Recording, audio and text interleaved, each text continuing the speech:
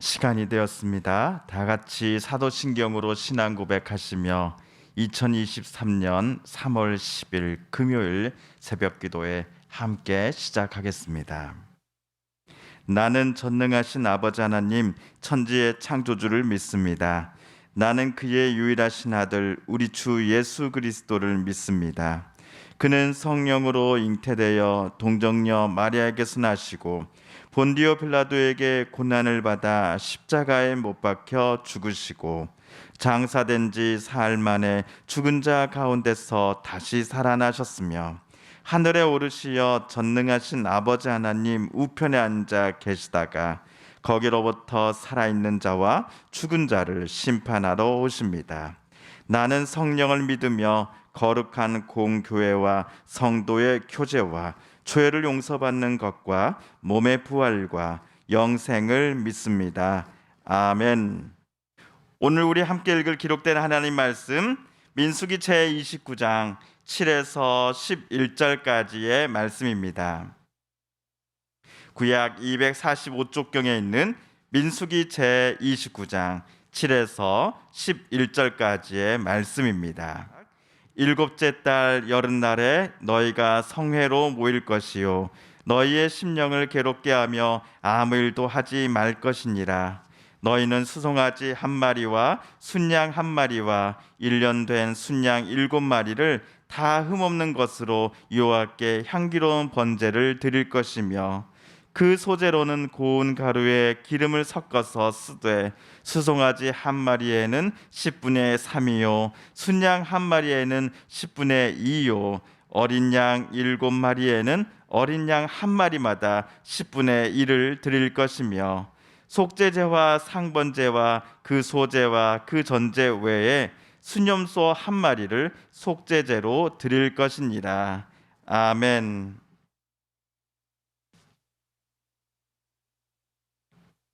어제는 우리가 7월 초하루에 이스라엘 달력으로 7월 초하루에 드리는 제사와 그 제물에 관한 하나님의 말씀을 함께 읽었습니다. 초하루 월삭 제사 규정이 있음에도 어제는 하나님께서 12달 중 7월의 초하루만을 따로 떼어서 이스라엘에게 지켜야 된다라고 말씀하셨지요. 그 이유에 대해서 아직까지도 학자들 사이에서는 갑론을박이 있습니다. 그런데 초하루가 다른 달의 초하루와 비교해 볼 때 다른 점이 우리 눈에도 분명히 하나 보입니다. 그것은 바로 7월 초하루 때에만 나팔을 분다라는 점이죠. 광야를 거닐고 야영하던 이스라엘 백성들에게 나팔 소리는 하나님의 명령이었습니다.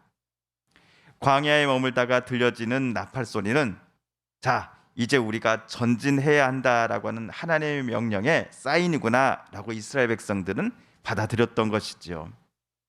또 어떤 때 나팔 소리는 이스라엘을 위협하는 민족들과 전투를 지금 치르러 나가야 된다라고 하는 하나님의 지시의 신호였습니다. 가나안 땅에 들어가서도 7월 초하루에 특별 제사를 드릴 때에 이스라엘 사람들은 나팔 소리를 들을 것입니다. 나팔 소리를 들으면서 이스라엘은 자기 조상들의 삶을 과거에 가장 선한 길로 이끄셨던 그 하나님의 말씀과 음성에 그들도 온전히 순종할 때에 하나님으로부터 주어지는 복을 받게 될 것임을 상기하였을 것입니다. 가나안 땅에 만연한 우상과 거짓 신들을 바라볼 것이 아니라 여호와 하나님만을 바라보며 또 여호와 하나님의 음성만을 들을 것을 순종할 것을 다짐하며 그들은 7월 초하루 나팔절 때에 하나님 앞에 제사를 올려드려야 했을 것입니다. 자, 한편 오늘 우리가 읽은 성경 본문은 민수기에 나오는 제사 규정 중 제7번째 속죄일 때 드리는 제사와 그때의 제물에 관한 하나님의 말씀입니다. 자, 우리 7절, 8절을 새번역 성경으로 다시 한번 읽어보겠습니다. 시작. 같은 달 곧 일곱째 달 여름날에도 너희는 거룩한 모임을 열고 고행하여라. 너희는 아무 일도 해서는 안 된다.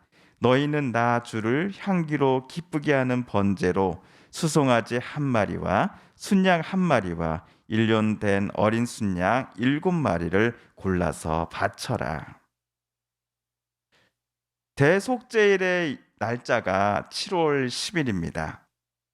대속제일 제사 때 하나님께 바쳐야 할 제물은 앞에서 나온 제사 규정 때와 마찬가지로 거의 비슷합니다.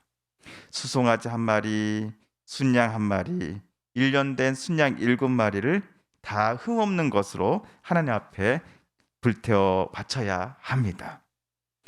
여기에 고운 가루에 기름 섞은 것을 빼놓아서는 안 되지요. 그리고 수염소 한 마리를 별도의 속죄 제물로 삼아서는 불태워 하나님 앞에 바쳐야 합니다. 자, 우리가 민수기에 나온 제사 규정을 오늘 대속죄를 포함해서 지금까지 7건 살펴보았습니다. 그런데 이날들 중에서 자기의 심령을 괴롭게 하며 아무 일도 하지 말아야 한다라고 하나님께서 특별히 지시하신 날은 오늘 대속죄일이 처음인 것 같습니다. 속죄일에 관한 기록이 제일 처음 나와 있는 레위기 23장 27절에서 29절을 우리 다시 한번 읽어보겠습니다. 시작. 일곱째 달 여름날은 속죄일이니 너희는 성회를 열고 스스로 괴롭게 하며 여호와께 화제를 드리고 이날에는 어떤 일도 하지 말 것은 너희를 위하여 너희 하나님 여호와 앞에 속죄할 속죄일이 됨이니라. 이날에 스스로 괴롭게 하지 아니하는 자는 그 백성 중에서 끊어질 것이다.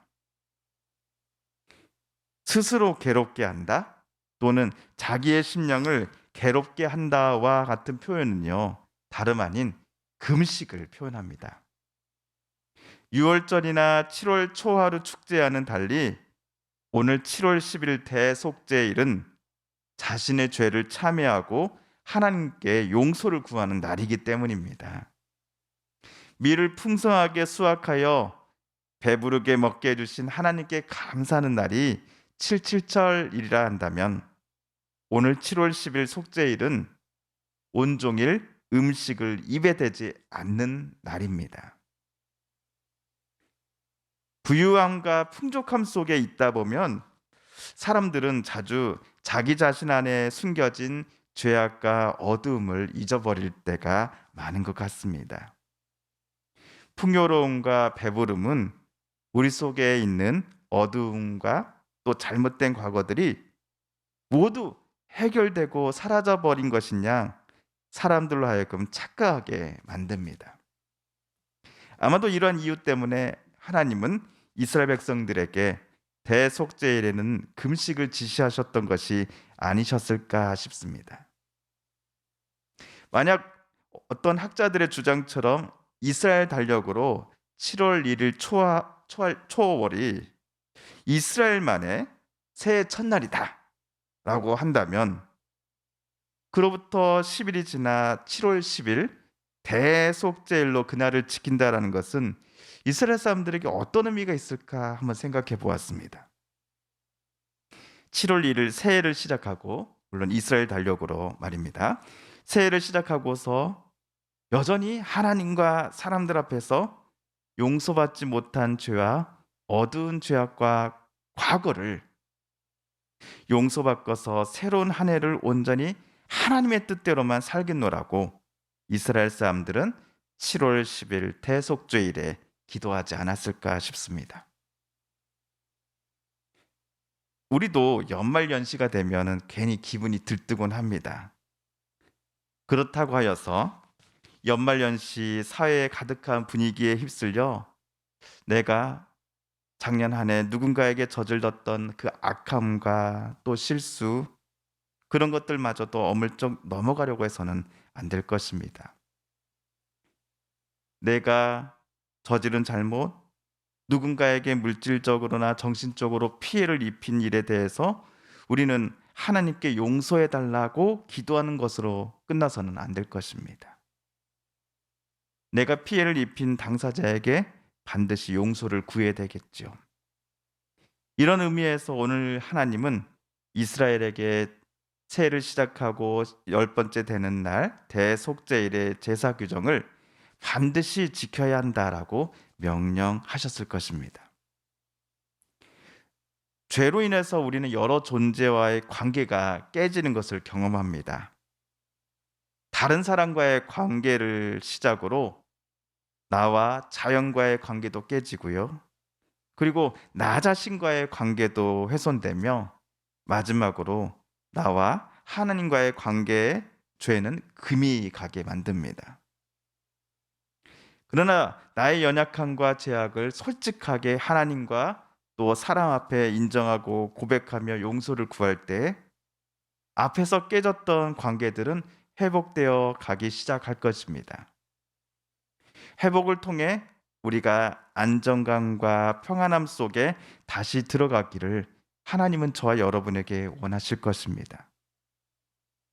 우리를 사랑하시며 늘 품어주시고자 하시는 하나님께 나의 연약함과 어리석음 그리고 어두움과 죄악된 모습마저도 솔직히 고백하면서 다시금 우리를 새롭게 하시는 하나님의 그 은혜를 저와 여러분은 7월 10일 단 하루만이 아니라 1년 365일 언제 어디서든지 경험하게 되기를 하나님은 우리에게 원하고 계실 것입니다. 주님께서 가르쳐 주신 기도를 드리며 오늘 말씀 묵상을 모두 마칩니다. 하늘에 계신 우리 아버지, 아버지의 이름을 거룩하게 하시며 아버지의 나라가 오게 하시며 아버지의 뜻이 하늘에서와 같이 땅에서도 이루어지게 하소서. 오늘 우리에게 일용할 양식을 주시고 우리가 우리에게 잘못한 사람을 용서하여 준 것 같이 우리 죄를 용서하여 주시고 우리를 시험에 빠지지 않게 하시고 악에서 구하소서. 나라와 권능과 영광이 영원히 아버지의 것입니다. 아멘. 사랑하는 성도 여러분, 오늘 성삼위 하나님께서 오늘 민수기 말씀을 읽고 묵상하는 저와 여러분의 마음을 열어주시고 오늘 말씀 속에 새겨진 하나님의 음성과 뜻을 깨닫게 해주셨습니다.